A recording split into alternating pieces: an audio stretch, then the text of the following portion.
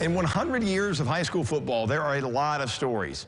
Some true and some not, and some in between. The truth lost somewhere. Well, today we searched that in between for a decision made by North football and a kick that could have ended a streak.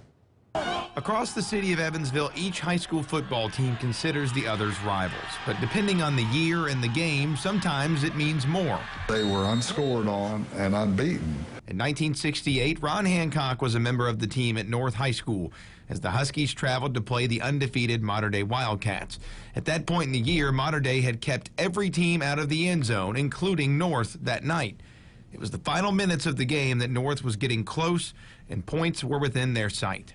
They called timeout and said, let's go for a field goal, and at least we'll have scored. The game was out of our reach. It was basically over. It was late in the fourth quarter. We're on probably the 20-yard line or so it wasn't a 37-yard field goal. It was well within my range. Today, the story goes that a field goal may have finally scored on Mater Dei, but a touchdown would have been sweeter. So a choice was made by Coach Morris Riley. When we had a chance to score the field goal, and then he called him back, and we went ahead and run a play and wasn't successful. We didn't try the field goal, so they beat us 12-0. Some say it may have been one coach looking out for a friend on the other sideline.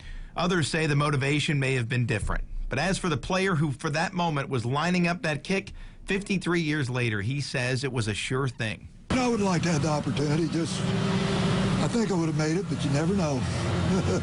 A story lost in time and to be argued for the rest of it. Now, that night, North didn't score on Mater Dei. In fact, during the 68 season, no one did until the 8th game of the year. That was when the Bossy Bulldogs beat the Wildcats 6-0. By the way, if you head to tristatehomepage.com with our 100 years of high school football celebration, there's a quiz you can take to test your knowledge of football in the area.